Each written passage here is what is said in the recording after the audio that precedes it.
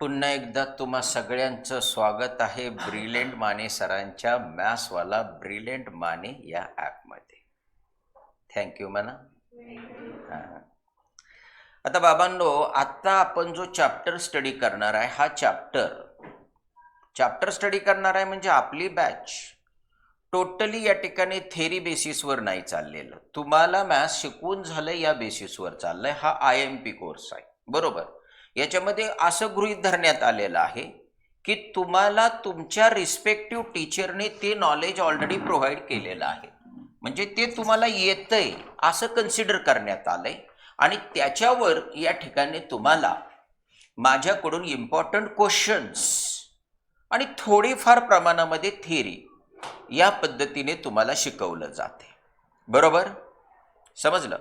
आता तुमच्या समोर जो मी IMP साठी चॅप्टर निवडलेला आहे तो चॅप्टर म्हणजेच आहे वेक्टर, 3D, लाईन आणि प्लेन. आणि एवढ्या सगळ्यांनी जे वेटेज कॅरी केलंय ते आहे 20 मार्क्स. किती मार्क?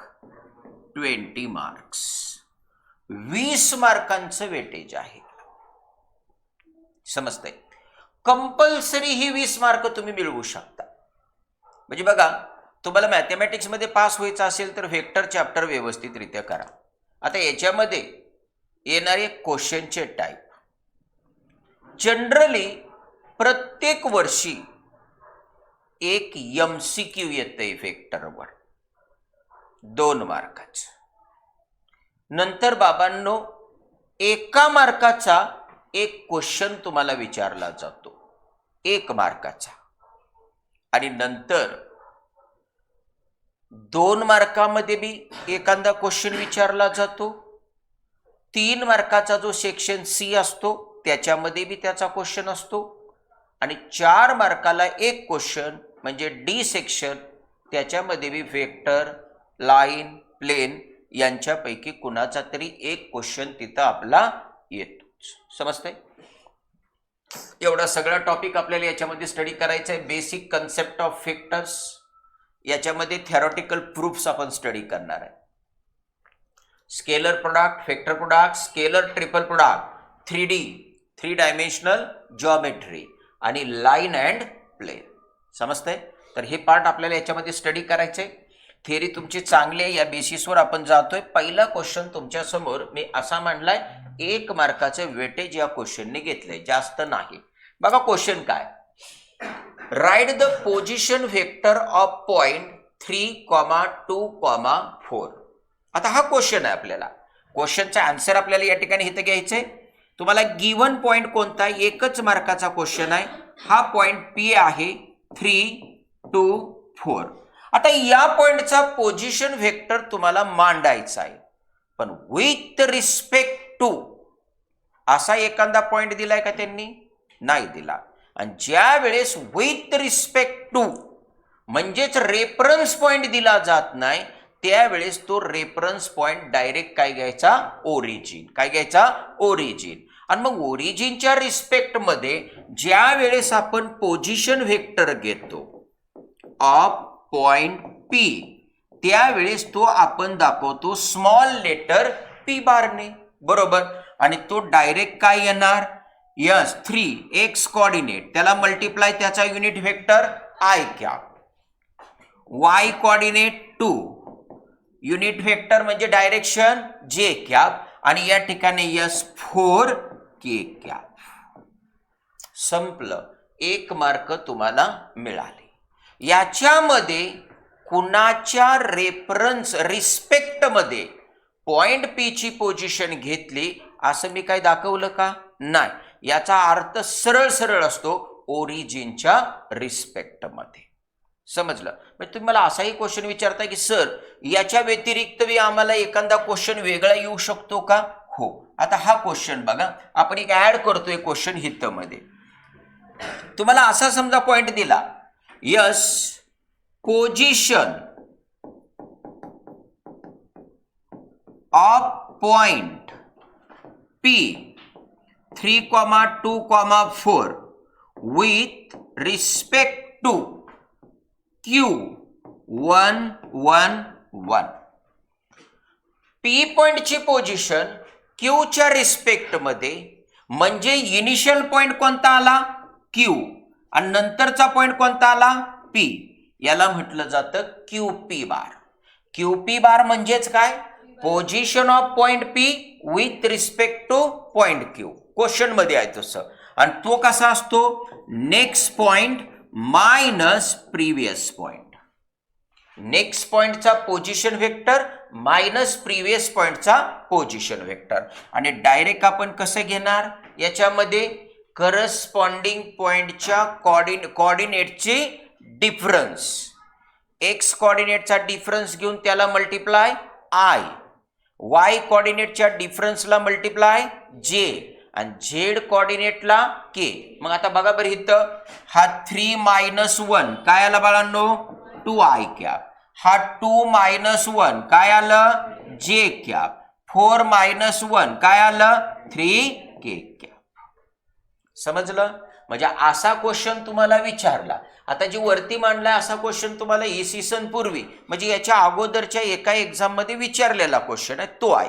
आणि त्याला चेंज करून जर त्यांना वेगळा विचारायचा म्हटलं तर ते असा विचारू शकतील, position of point P with respect to other point. समजलं. चलो आगे. याच्यातला दुसरा क्वेश्चन बघा बरं मी काय दिलाय, write the direction ratios of line. हा क्वेश्चन बघा, write the direction ratios of line passing through the points A 1 2 3 and B -1 -3 -4. बघा बोर्डवर नीट लक्ष द्यायचं. तुम्हाला दिलेले जे 2 पॉइंट्स आहेत या 2 पॉइंट्सवर लक्ष द्या. ओके. 2 नंबरचा क्वेश्चन, यस एकच मार्काचा क्वेश्चन आहे. गिव्हन पॉइंट्स, ए पॉइंट दिलाय तुम्हाला 1, 2, 3. बी पॉइंट दिलाय तुम्हाला -1 -3 -4. आणि तुम्हाला डायरेक्शन रेशो कोणाचे फाइंड करायचे, त्या लाईनचे की ज्या लाईनवर हे 2 पॉइंट आहेत. एखाद्या लाईनवरचे 2 पॉइंट्स माहित असतील तर त्यांचे डायरेक्शन रेशो म्हणजे त्या 2 पॉइंटच्या कोऑर्डिनेट्सचा डिफरन्स असतो. काय असतो डिफरन्स. मग पी पॉइंटच्या कोऑर्डिनेट मधून ए पॉइंट मधून बी सबट्रॅक्ट करा, नाहीतर बी मधून ए सबट्रॅक्ट करा. बघा इथं yes direction ratios of line passing through the points A, B identical equal to. चला A - B करा. 1 -1 y कोऑर्डिनेट 2 -3, z कोऑर्डिनेट 3 -4. म्हणजे बिटवांनो तुमचा आन्सर असा आलं. यस -2 आला, हा 5 आला, हा 7 आला. और आता येऊन पडलं आन्सरवर. डायरेक्शन रेशोच्या बाबतीमध्ये मी असं सांगितलं, डायरेक्शन रेशो तुम्ही अगोदर शिकलेला आहात, ती तुमची प्रोसिजर मी बाजूला ठेवली आणि मी सोपं काय सांगितलं की एखाद्या लाईनवरचे 2 पॉइंट तुम्हाला माहित असतील तर त्या 2 पॉइंटच्या कोऑर्डिनेटचा डिफरन्स, मग पहिला पॉइंट मायनस दुसरा करा किंवा दुसरा मायनस पहिला करा, मग याच्यामध्ये आन्सर चेंज होण्याचा चान्स आहे. म्हणजे हो म्हणून चला की या ठिकाणी तनीने काय केलं असं सोडवलं, तनीचं आन्सर आलं. पण दुसऱ्या मेंबरने काय केलं की बी मधून ए सबट्रॅक्ट केला. मग बी मधून ए सबट्रॅक्ट केला की ऑटोमॅटिकली आन्सरला मायनस साइन चिटकन का नाही. कळलं का. म्हणजे थोडक्यात काय मी 2 आन्सर कशी मांडायची ती शिकवली. काय जे तुमचं आन्सर आलंय त्याला मायनसने मल्टिप्लाय करा दुसरा आन्सर. समजलं? आणि एक महत्वाची गोष्ट ध्यानात ठेवायचं, लाईनला infinite number of direction ratio असू शकतात, पण डायरेक्शन कोसाइन युनिक असतात. डायरेक्शन कोसाइन म्हणजे cosine of angle made by line with coordinate axis. मग लाईन जर फिक्स आहे तर त्या लाईनने कोऑर्डिनेट ऍक्सिस बरोबर केलेले अँगल सुद्धा कसे असणार? फिक्सच असणार. म्हणजे डायरेक्शन कोसाइन चेंज होईल का? नाही, पण डायरेक्शन रेशो चेंज होणार. कारण डायरेक्शन रेशोला मिस्टर मानेंनी काय सांगितलं की त्या लाईनवरच्या कोणत्या बी 2 पॉईंटच्या कोऑर्डिनेटचा डिफरन्स. मग समजा त्या लाईनवर 1000 पॉईंट असतील तर या ठिकाणी तिथं आपल्याला मिळणाऱ्या ज्या पियर आहेत त्या आणखीन कितीतरी मिळतील, कारण कोणते बी 2 पॉईंट, त्यामुळे चेंज होणार का नाही? कळलं? ओके. 1 मार्काच्या क्वेश्चनला लई खेळत बसायचं नाही, एवढं भरपूर झालं. ओके, चलो आगे बढ़ेंगे नेक्स्ट क्वेश्चनला.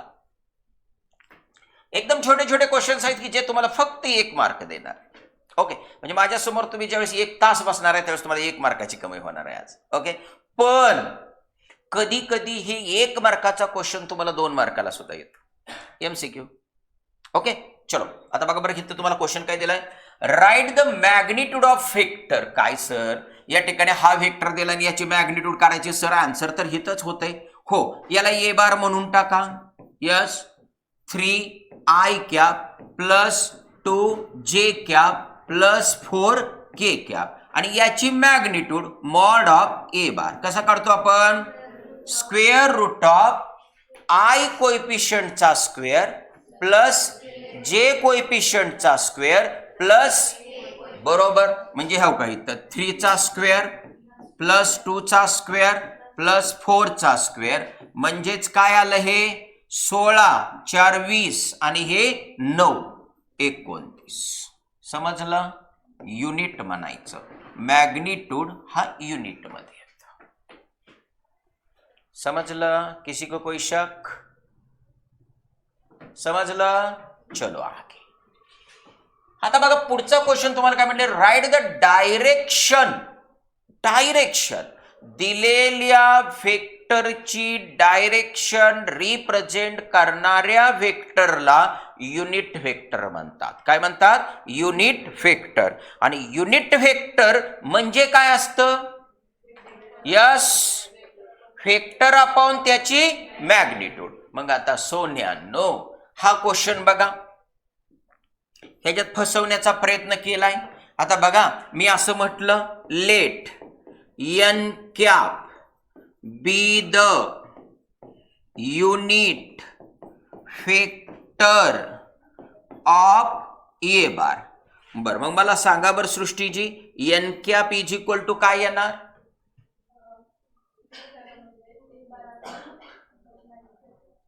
तसं येणार.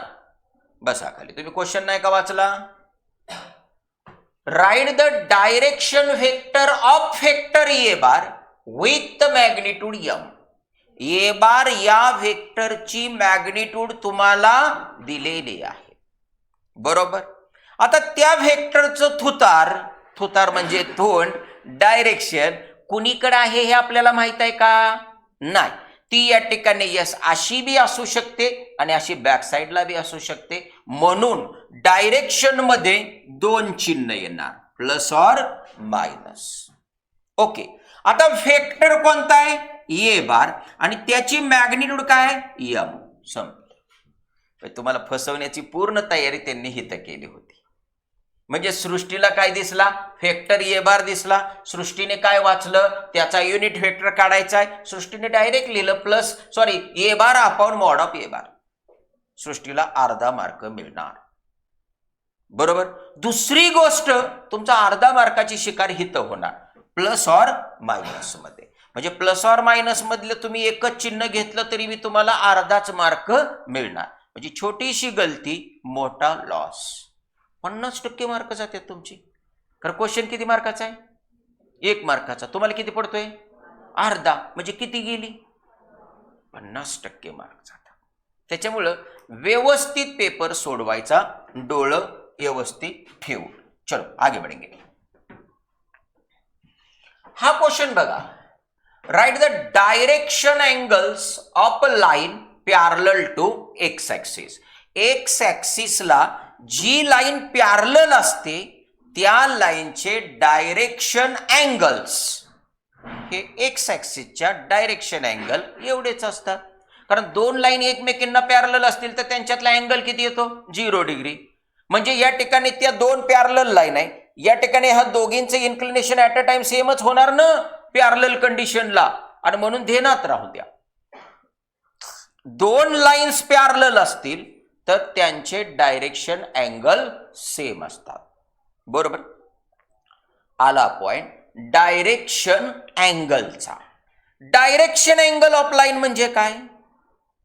The angles made by line with positive direction of X Y Z axis. कळलं का? दिलेल्या लाईनने positive X axis, positive Y axis आणि पॉझिटिव्ह झेड ऍक्सिस बरोबर केलेले जे अँगल्स असतात त्याला म्हटलं जातं डायरेक्शन अँगल. मग आता चला, मिस्टर मानेंनी तुम्हाला आत्ताच्या आन्सर मध्ये असं सांगितलं, yes direction angle of X axis is equal to direction angle of line parallel to X axis. Yes direction angles of X axis is equal to yes direction angles of line parallel to X axis. Okay.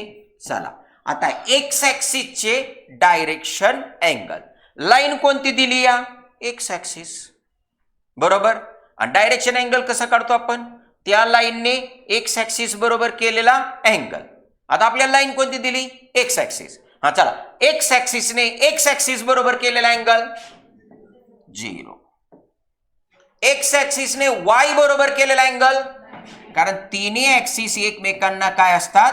Perpendicular. म्हणजे 0, 90, 90. पण डिग्रीचा symbol जर याच्या डोक्यावर नाही दिसला की याचा अर्थ चुकला, ते गेलं रेडियन मध्ये, म्हणजे तुमचं आन्सर चुकलं. कळलं? म्हणजे हे 1 मार्क तुम्हाला हवा असेल तर हे सेंटेन्स पाहिजे, आणि हे डायरेक्ट आन्सरला मार्क आहे तुमच्या. राईट शब्दच काय? राईट. फाइंड आहे का? फाइंड शब्द आहे का?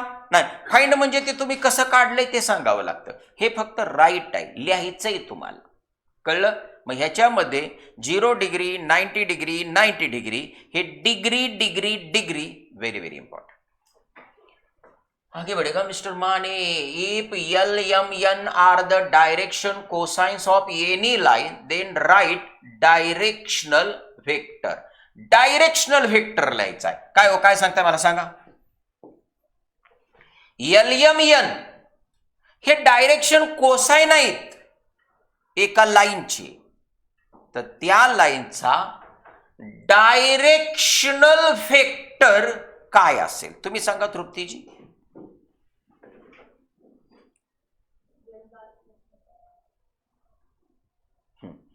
बसा, तुम्ही लेक्चरला बसायचं टाळताय, पण तुम्हाला येत बी नाही. कसं काय असं? अजून कोण सांगते मला? येस कमावजी. Any member?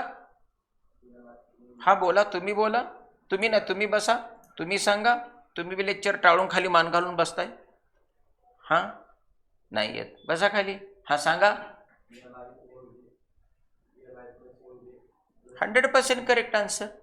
अहो या ठिकाणी डायरेक्शनल वेक्टर म्हणजे युनिट वेक्टर. म्हणजे काय? Unit vector. हे मगाच सांगितलंय मी. आणि युनिट वेक्टरचे आय जे के चे कोएफिशियंट म्हणजेच त्या वेक्टरचे डायरेक्शन कोसाइन असतात. शिकलोय आपण. परत ऐका. दिलेल्या वेक्टरच्या युनिट वेक्टरचे आय जे के चे कोएफिशियंट म्हणजेच असतात डायरेक्शन कोसाइन ऑफ वेक्टर. मग इधर देखो ना यार. Yes L I cap plus M J cap plus N के क्या.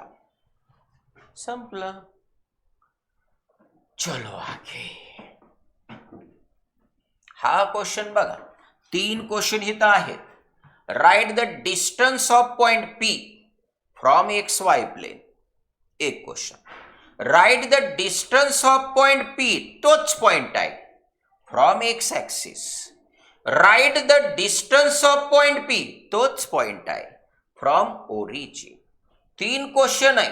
तिन्ही पैकी एक क्वेश्चन एक्झाम मध्ये येणार, तिन्हीच्या तिन्ही नाही येणार, कारण वेटेज कितीचा आहे, 1 मार्काचा. मग बाबांनो, तुम्हाला थोडीशी थेरी आठवली पाहिजे.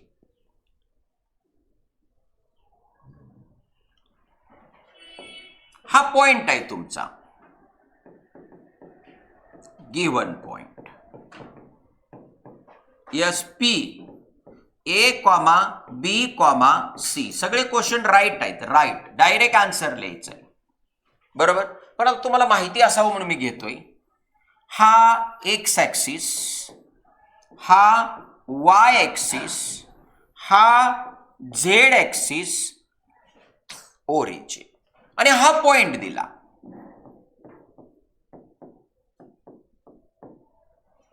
एक्स ऍक्सिसचं इक्वेशन काय हो? What are the equations of X axis? बरोबर, very good. y is equal to Z is equal to 0. याचा अर्थ या ठिकाणी आपल्याला पॉइंट पी चं डिस्टन्स जर एक्स ऍक्सिस पासून काढायचं असेल तर बाबांनो, या क्यू पॉइंटचा एक्स कोऑर्डिनेट आणि पी पॉइंटचा एक्स कोऑर्डिनेट सेम असणार. काय असणार? सेम. कारण ही लाईन एक्स ऍक्सिसला काय परपेंडिक्युलर, म्हणून हो का ही ए आला, वाय आणि झेड दोन्ही काय आले 0 0. मग आता तुमचा फॉर्म्युला तयार झाला बघा. यस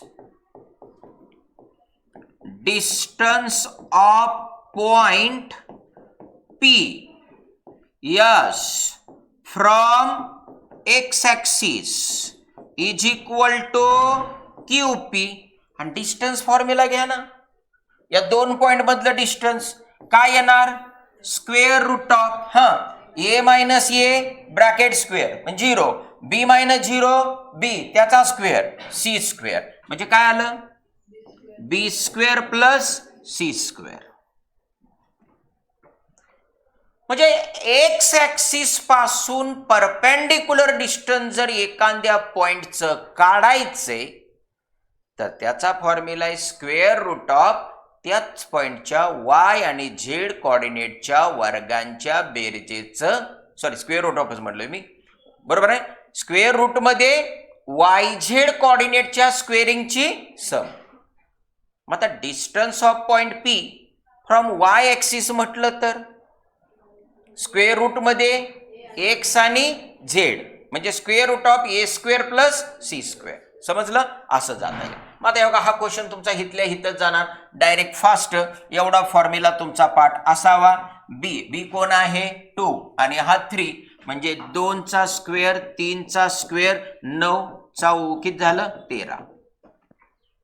समजलं? म्हणजे ही एवढा फॉर्म्युला तुम्हाला आठवलं पाहिजे. हे एवढंच 1 मार्काचं आहे. एवढं या फिगरला काही देणं घेणं नाही, तुम्हाला समजण्यासाठी मी काढलंय. आता पुढचा क्वेश्चन बघा बरं काय म्हटलंय.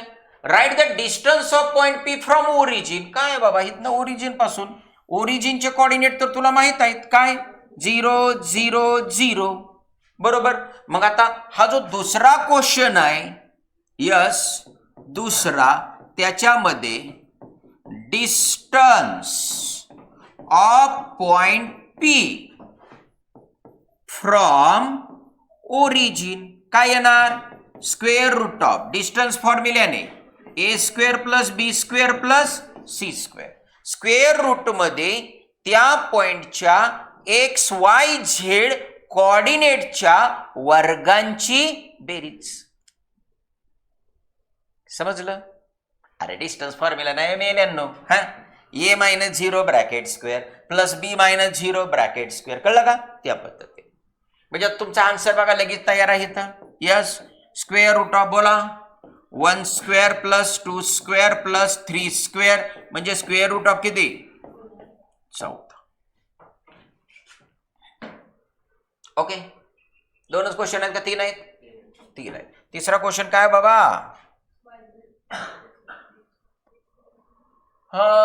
Right the distance of point P from X Y plain. अरे बापरे, म्हणजे आपण दुसरा आणि तिसरा सोडवला. हे दोन झाले सोडून आपले. हा एक सोडवला आपण आणि हा एक सोडवला. वरचा राहिला एक्स वाय प्लेन पासूनचं परपेंडिक्युलर डिस्टन्स. आठवतंय का? एक्स वाय प्लेन पासूनचं परपेंडिक्युलर डिस्टन्स. ज्या प्लेन पासून तुम्ही परपेंडिक्युलर डिस्टन्स घेताय त्या प्लेनचा कोऑर्डिनेट सोडून द्यायचे आणि राहिलेला घ्यायचा. एक्स वाय, एक्स आणि वाय सोडा, राहिला कोण? पी पॉइंटचा झेड कोऑर्डिनेट काय? 3. आलं तुमचं आन्सर 3. सोपी आयडिया. आणि ऍक्च्युअल मध्ये कसं असतं ते थोडंसं सांगून टाकतो तुम्हाला. आता हे बघा, इथं हा एक्स ऍक्सिस, हा वाय ऍक्सिस, हा ओरिजिन, हा झेड ऍक्सिस आणि इथं हा पॉइंट बी. नाही, ही फिगर नाही घेतली मी तिकडं, ती माझी नवीन फिगर आहे. मला जसं सोपं जाईल तसं मी फिगर काढली. मी ज्या प्लेन पासूनचं परपेंडिक्युलर डिस्टन्स काढायची ती प्लेन खाली काढली आहे, एक्स वाय. आता बघा, या एक्स वाय प्लेनचं इक्वेशन काय? Z is equal to 0. X Y प्लेनचं equation Z is equal to 0. Z is equal to 0 का? कारण एक्स वाय प्लेन मध्ये झेडचा फक्त एकच पॉइंट येतोय की ज्या पॉइंटचा झेड कोऑर्डिनेट काय? 0, आणि याच्यावरती मात्र झेड वाढत जातोय. म्हणजे या प्लेन मध्ये फिक्स कोण आहे? Z is equal to 0. मग आता ह्या बघा, हे परपेंडिक्युलर डिस्टन्स बरोबर.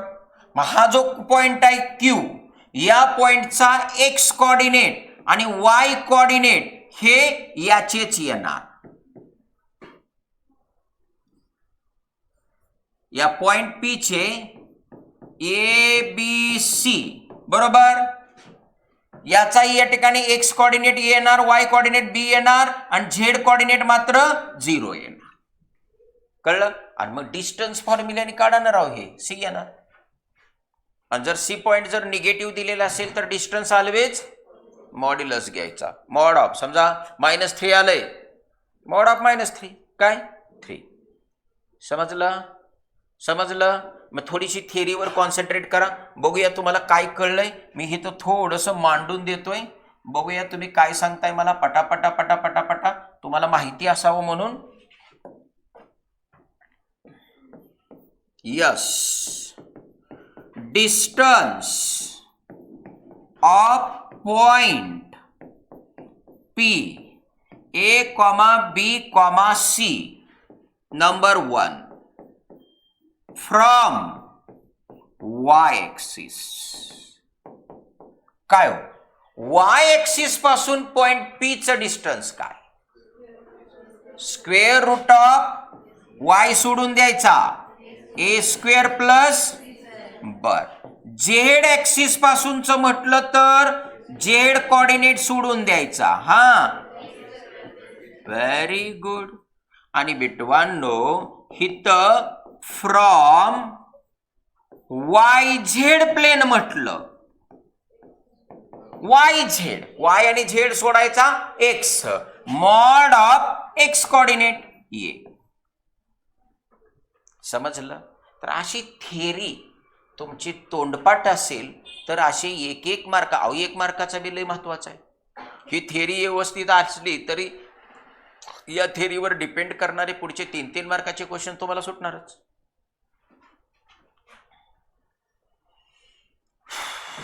किती सोपा क्वेश्चन आहे बघा. If G bar is a centroid of tetrahedron ABCD, then write G bar. ABCD हे 4 व्हर्टायसेस ज्या टेट्राहायड्रॉनचे आहेत त्या टेट्राहायड्रॉनचा सेंट्रॉइड काढण्याचा फॉर्म्युला सांगा तुम्ही. तो पीजी बघा, तुम्हाला काहीच येणार. किती दिवस झाले तुम्ही लेक्चर मध्ये नाही. बसा खाली, तुम्ही सांगा. बरोबर आहे, 100% करेक्ट आहे. बसा खाली. एकदम सिंपल आहे. या ठिकाणी centroid of tetrahedron is equal to चार व्हर्टायसेसच्या पोझिशन व्हेक्टरची सम म्हणजे मित्रांनो A bar plus B bar plus C bar plus D bar upon 4 आणि हिथं मात्र हे वाक्य पाहिजे where A bar B bar C bar D bar are the position vectors of the points म्हणा किंवा vertices A B C D. बस एक मार्क खिशात. कळलं का? छोट्या छोट्या गोष्टी तुम्ही जो विचार करता ना मला येतं ते तुम्हाला इथं बसल्यानंतरच कळते आय्या मला तर काहीच येत नाही. कळते ना? ओके मी टार्गेटमध्ये बरीच सगळीच घेणार आहे हळूहळू त्यामुळे तुम्ही काय रडू नका प्लीज. ओके चलो आगे बढे. दुसरा क्वेश्चन बघा मिस्टर मानेंनी काय दिलाय. छान क्वेश्चन आहे बाबा रे. Right the section formula for external division. External division साठी सेक्शन फॉर्म्युला लिहा. आणि गौरीजी काय म्हटलंय पॉइंट आर आर बार हा पॉइंट आर हा डिवाइड करतोय ए बी या सेगमेंटला externally in the ratio m/n मध्ये. Yes Gauriji please stand up and give answer. नाही येत बघा तुम्ही किती दिवस झाले बाहेर बसलाय तुम्हाला बी येत नाही काहीच. अय्या किती मजा आहे. हा सांगा तुम्ही. हा तुम्ही नाही तुम्ही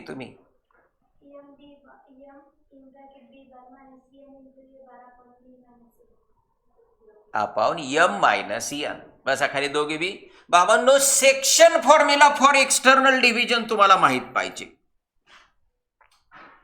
या ठिकाणी तुम्हाला इथे एकदम सिंपल आहे ध्यानात ठेवण्यासाठी A B M N technique मध्ये एक्सटर्नल आता जो पॉइंट डिवाइड करतोय त्याचा position vector is equal to external म्हणजे मधी मायनस चिन्ह डिवाइडला मधी मायनस चिन्ह रेशो काय m/n m-n आणि क्रॉस मल्टिप्लिकेशन m ने b ला मल्टिप्लाय करा आणि n ने a ला M B bar minus N A bar. Section formula for external division. आणि इंटरनल डिव्हिजन असेल तर काय नाहीये मायनसच्या जागेवर फक्त आएगा प्लस. समजलं? समजलं हो. काही चुकलंय का इथं? काहीच नाही. कुछ भी नहीं. कुछ भी गलत नहीं हुआ. कुछ हो रहा है ना. अरे लास्ट मेंबर कुछ हो रहा है ना. 20 marks. Vector 3D line and plane हे चॅप्टर तुम्हाला 20 मार्क देणार आहेत. किती? 20 मार्क. हे 1 मार्काचे क्वेश्चन. राईट फक्त राईट आहे. कसं आलं ह्याच्याशी कुणाला देणं घेणं नाही. ओके चलो आगे बढ़ेगा मिस्टर माने. माझ्या म्हणण्याप्रमाणे इथले दोन्ही क्वेश्चन झालेले आहे. आगे बढ़ रहे. बघा तब्बल 7व्या क्वेश्चन मध्ये आपण आलोय.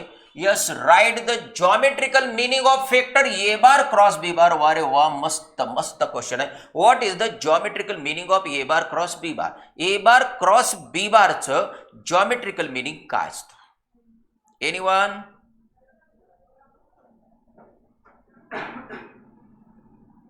यस नन्याजी? नो जी. शेजारा? No ji. Tanuji? Geometrical meaning not definition. Definition कुठे विचारलं? Geometrical meaning A bar cross B bar म्हणजे काय? नागरे पाटील? हा यस बसा खाली. याचं ज्योमेट्रिकल मीनिंग आहे yes A bar cross B bar is a vector perpendicular to the plane of A bar comma B bar. Answer लिहून घ्या. पुस्तकात कुठंच क्वेश्चन नाही. आमच्या डोक्यातला क्वेश्चन आहे. Geometrical meaning of A bar cross B bar. Geometrical meaning of A bar cross B bar yes काय आहे? A bar cross B bar is a vector perpendicular to plane of A bar comma B bar. A bar आणि B bar या दोन व्हेक्टरच्या प्लेनला तो असतो perpendicular. Okay, चलो आगे बढ़ेंगे.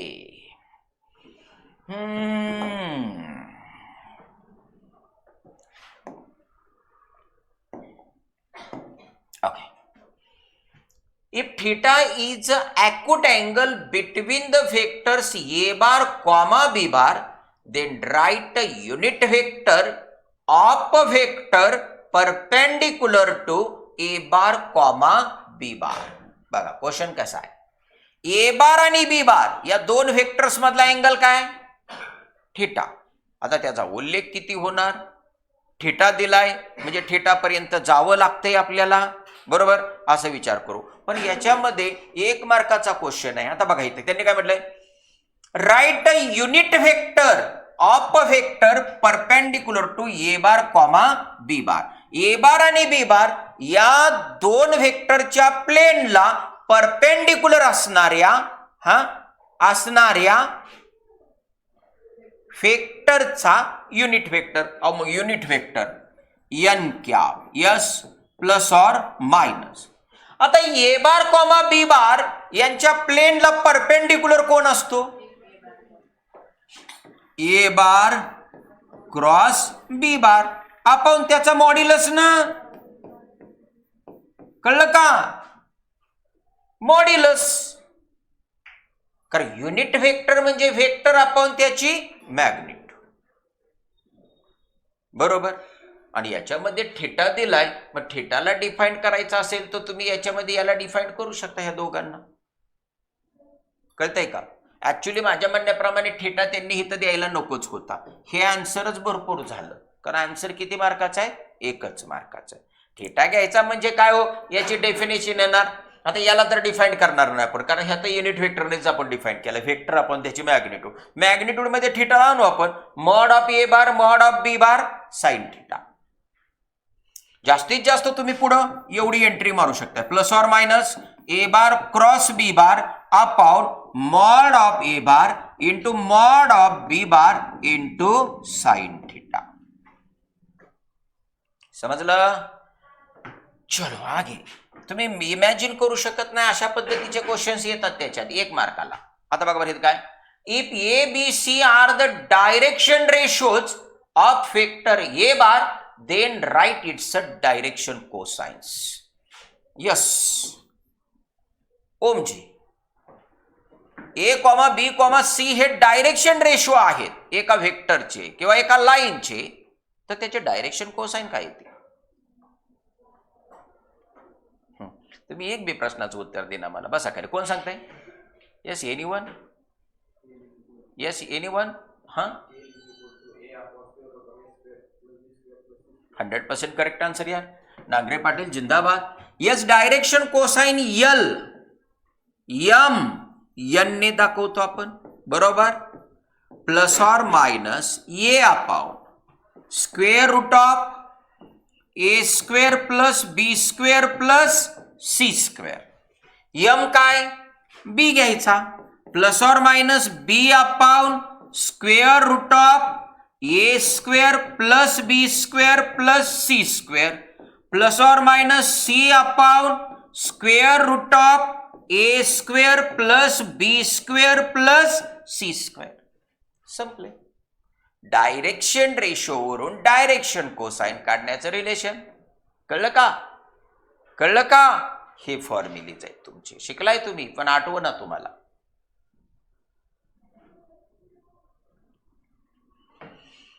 अरे बाप रे, मस्त क्वेश्चन, व्हेरी व्हेरी मस्त question. If θ1 θ2 θ3 be the angles made by any line L with coordinate axis, then find sin square θ1 plus sin square θ2 plus sin square θ3 is equal. आता बाबांनो, θ1 θ2 θ3 हे काय आहेत? एका लाईनने कोऑर्डिनेट ऍक्सिस बरोबर केलेले अँगल. दिलेल्या लाईनने कोऑर्डिनेट ऍक्सिस बरोबर केलेले जे अँगल्स असतात त्याला डायरेक्शन अँगल्स म्हणतो, की जे तुम्ही अल्फा बीटा गॅमा घेता. हे तर तुम्हाला फसवण्यासाठी सिम्बॉल चेंज आहे. म्हणजे तुम्हाला हे पाठ झालं का नाही तुमचं, yes cos square theta 1 plus cos square theta 2 plus cos square theta 3 काय येणार, 1 येणार ना. Cos square alpha plus cos square beta plus cos square gamma is equal to 1 हे माहित आहे का नाही. मग हे जर आहो ना यार नाही देणार तर चला हा साइन स्क्वेअरचं कन्व्हर्जन कॉस स्क्वेअर मध्ये करा. हा 1 मायनस कॉस स्क्वेअर थीटा 1 याच्यासाठी 1 मायनस कॉस स्क्वेअर थीटा 2 इथं 1 मायनस कॉस स्क्वेअर थीटा 3. आता इथं बघा 1 1 1 किती आलं 3 मायनस ह्या कॉस स्क्वेअर मधनं मायनस कॉमन घेतलं तर इथं काय आलं cos square theta 1 plus cos square theta 2 plus cos square theta 3 आणि हे आलं 3 मायनस 1 इज इक्वल टू 2. हे तोंडपाठ पाहिजे, पाठ नसल्यामुळे तुम्हाला एवढं सगळं करावं लागलं. समजलं.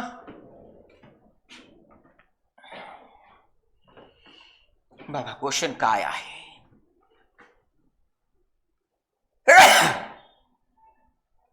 If the vectors 2i minus 3j plus 4k and pi plus 6j minus 8k are collinear then find p square. 2 मार्काचा question आहे हा.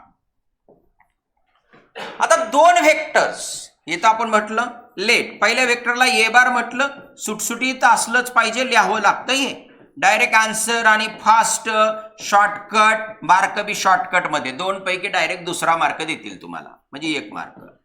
Yes P I plus 6j minus 8k हे 2 कसे आहेत. Yes above vectors are collinear. 2 vector जर collinear असतील तर मला P काढायचा आहे. कसा काढणार, आय कोएफिशियंटचा ratio 2/p is equal to J कोएफिशियंटचा रेशो -3/6. आता हा जो क्वेश्चन आहे हा क्वेश्चन ठीक आहे, काय नाही प्रॉब्लेम, बरोबर आहे. ओके आणि झेड कोएफिशियंटचा क्वेश्चन आय कोएफिशियंट 4/-8. 2 वेक्टर जर कोलिनियर असतील तर पहिला पॉइंट तुम्हाला वेगवेगळे त्याच्यामध्ये definition. 1 vector scalar multiple of other, दुसरा आय कोएफिशियंटचा रेशो, जे कोएफिशियंटचा रेशो, के कोएफिशियंटचा रेशो सेम आणि तिसरा त्यांचा क्रॉस प्रोडक्ट 0. त्यांचा क्रॉस प्रोडक्ट 0 कोणत्या बी मेथडने सोडवा, ही सोपी मेथड आहे. बस आता एवढंच घ्या कन्सिडरेशन मध्ये. यस बघा बरं इथं हा 2/p -1/2 ना, 3 दुने 6. चला क्रॉस मल्टिप्लिकेशन हा p इकडे आला p हे 2 दुने 4 आणि हा मायनस साइन. आन्सर बरोबर बरोबर. आता काही मध्ये ह्यालाच आन्सर म्हणून आपण निघून जाणार, पण त्यांनी निशाणपणा केलाय काय पी स्क्वेअर काढ मेल्या. P square is equal to -4चा स्क्वेअर म्हणजे 16. समजलं कळलं. एकदम सिंपल एकदम सिंपल. आता पुढे येणारे जे 4-5 क्वेश्चन्स आहेत हे क्वेश्चन्स तुम्ही करायचे. क्वेश्चन तुमच्या समोर आहेत बघा. काय find the value of C if mod of C U bar is equal to 3 comma U bar is equal to I plus J plus 3k. सोडू शकताय का, येस और नो. मग येस तर सांगा मग मला. हो का आता mod of C U bar is equal to 3 आहे. हा सांगा कसं सोडवणार. Yes mod of C into mod of U is equal to 3. कळलं का. हे 2 व्हेक्टर ना एक स्केलर आहे. स्केलर पॉझिटिव्ह बी असू शकतो निगेटिव्ह बी असू शकतो म्हणून तू मॉड मध्ये आलाय. कळलं. आणि आता बघा बरं इथं yes mod of C mod of U दिलाय ना तुम्हाला. मॉड्युलस काय आय कोएफिशियंटचा स्क्वेअर जे कोएफिशियंटचा स्क्वेअर प्लस के कोएफिशियंटचा स्क्वेअर इज इक्वल टू 3 म्हणजे mod of C is equal to 3/2 square root of हे 9, 10, 11 बरोबर. Mod C. आता सी काढायचा आहे, याचाच अर्थ सीच्या पॉसिबल व्हॅल्यू एक प्लस असेल, दुसरी प्लस और मायनस 3/√11. समजलं का? 2 मार्क मिळणार तुम्हाला, 2.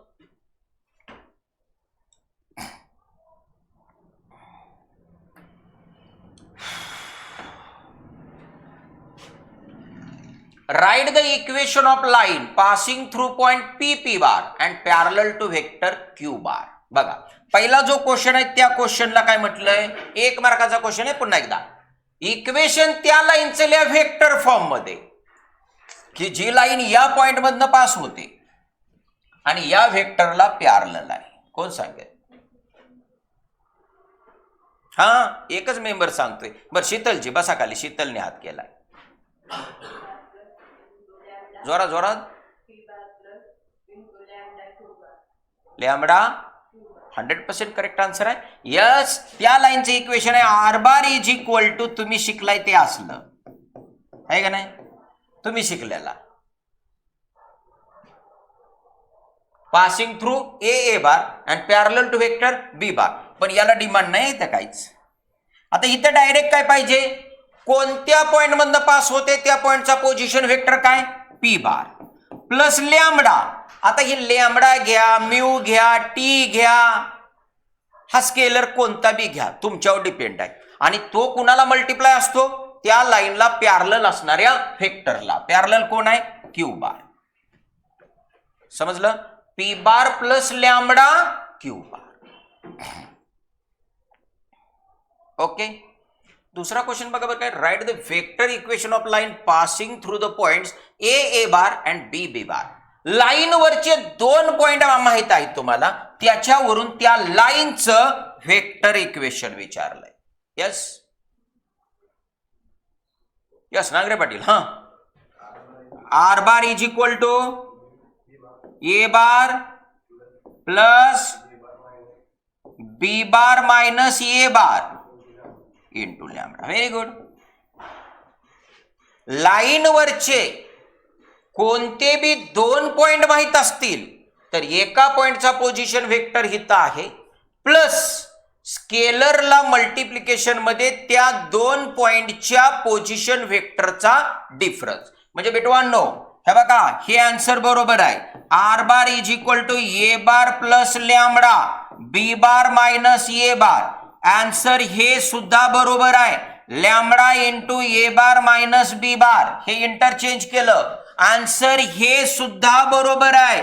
बी bar plus lambda into A bar minus B bar. Technique मी काय सांगितलं, 2 पैकी एका पॉइंटचा position vector plus lambda into 2 पॉइंटच्या पोझिशन व्हेक्टरचा डिफरन्स. समजलं? म्हणजे जे छोटे छोटे थिअरॉटिकल पॉइंट्स आहेत, हे थिअरॉटिकल पॉइंट्स तुमचे व्यवस्थित असतील तर तुम्हाला तो 1 मार्क मिळणार आहे.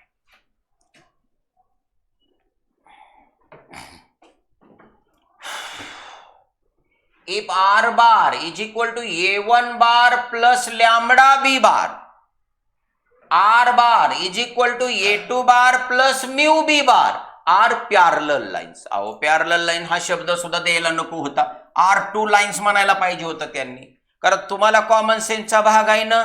कारण या लॅम्बडा आणि म्यू या 2 पॅरामीटरला मल्टिप्लिकेशन मध्ये असणारा व्हेक्टर डायरेक्ट सेम दिलाय. याचाच अर्थ या ठिकाणी बी बार या लाईनला पॅरलल आहे, बी बार या लाईनला पॅरलल आहे. ऑटोमॅटिकली त्या 2 लाईन सुद्धा एकमेकींना काय झाल्या, पॅरलल. आणि 2 पॅरलल लाईन्स मधलं डिस्टन्स काढण्याचा फॉर्म्युला तुम्हाला मांडायचा आहे. येतोय का? हा सांग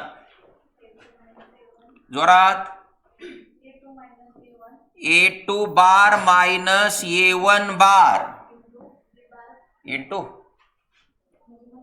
म्हणजे क्रॉस डॉट,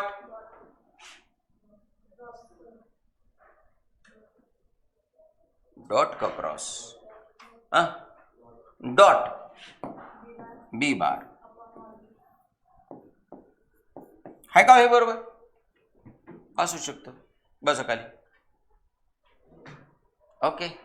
काय नाही हो, प्रोजेक्शन ऑफ या वेक्टरचं प्रोजेक्शन बी बारवर, हा कन्सेप्ट आहे, दुसरं काय नाहीये. तुम्हाला तुमच्या रिस्पेक्टिव्ह टीचरने शिकवलं असेल, काय प्रॉब्लेम नाही. चलो आगे बढ़ेंगे. हा बघा बरं काय, then write the perpendicular distance between those two lines, हे लिहिलं, संपलं. चलो आगे बढ़ेगा. एक मार्काचे क्वेश्चन्स आहेत इथं बघा. ह्या दोन स्क्यू लाईन्स आहेत म्हटलंय, तर find the perpendicular distance between them. कोण सांगते मला perpendicular distance between them? Anyone हा सांगा.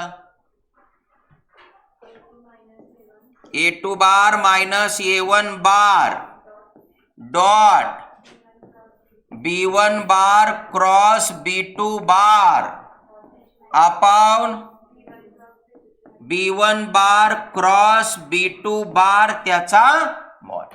बरोबर आहे. बसा काय समजते का? ओके. आगे बढ़ रहा है mister Mane for last question. Very good. एक मार्काचे क्वेश्चन दिले, जवळ तुमच्या समोर टोटल क्वेश्चन आहेत 15. बरोबर. 15. Write formula for angle between line and plain.